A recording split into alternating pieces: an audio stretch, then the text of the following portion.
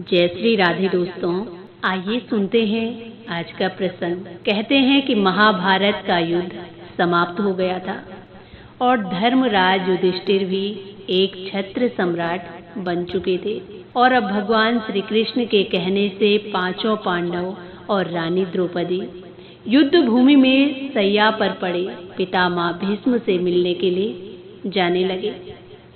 परम धर्मज्ञ पितामह भीष्म प्राण त्यागने के लिए सूर्य के उत्तरायण होने की प्रतीक्षा कर रहे थे।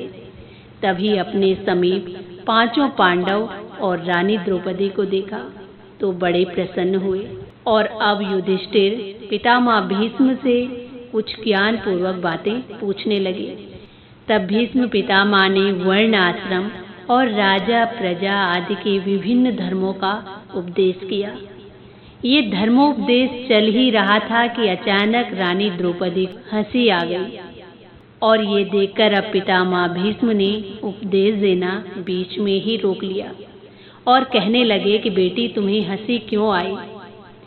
अब रानी द्रौपदी संकुचित होकर कहने लगी कि पितामह मुझसे भूल हुई है, आप मुझे क्षमा कर दीजिए। पितामह भीष्म को इस बात से संतोष नहीं होता है।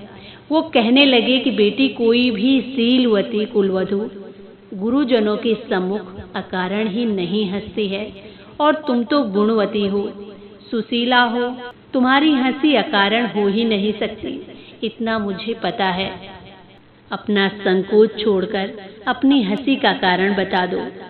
और अब हाथ जोड़कर द्रौपदी कहने लगी कि पितामह ये बहुत ही अभद्रता की बात है, लेकिन मैं क्षमा चाहती हूँ।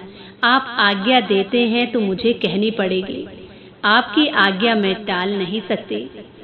पितामह, आप धर्मोपदेश कर रहे थे तो मेरे मन में अचानक एक बात आई कि आज आप धर्म की ऐसी उत्तम व्याख्या कर रहे हैं, लेकिन कौरवों की भरी सभा में जब दुशासन ने मेरे साथ ऐसी अभद्रता की, तब आपका ये धर्म ज्ञान कहाँ चला गया था। और इतना कहकर द्रौपदी की आंखों में आंसू आ जाते हैं। वो कहने लगी कि पितामह मुझे लगता है कि ये धर्म ज्ञान आपने बाद में सीखा।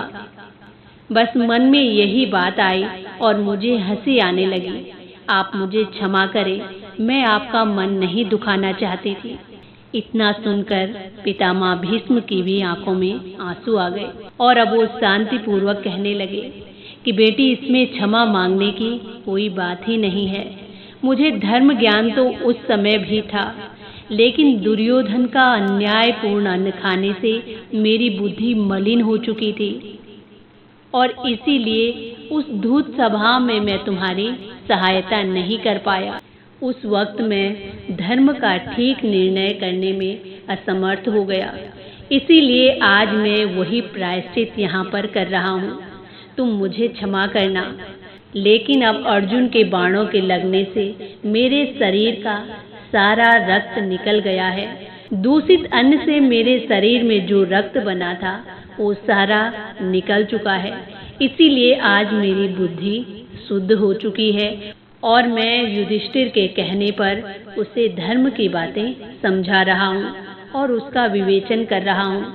पुत्री हो सके तो मुझे माफ करना। पितामह भीष्म कहने लगे कि पुत्री, अगर मैं चाहता तो अब तक इस देह का त्याग कर चुका होता, लेकिन उस सभा में जो तुम्हारे साथ हुआ उसकी मुझे बार बार याद आती है। मैं तुम्हारी सहायता नहीं कर पाया, इसी बात का मुझे दुख होता है और उसी का मैं आज यहाँ इस युद्ध भूमि में बाणों की सैया पर लेटे लेटे प्रायश्चित कर रहा हूँ। मेरे शरीर की एक एक बूंद खून निकल चुकी है और हो सके तो मुझे क्षमा करना। और इतना सुनने के बाद रानी द्रौपदी भी हाथ जोड़कर पितामह भीष्म से क्षमा प्रार्थना करने लगी। दोस्तों, अगर वीडियो पसंद आती है तो प्लीज़ चैनल को लाइक, शेयर एंड सब्सक्राइब जरूर करें। इसी के साथ जय श्री राधे, जय श्री कृष्ण।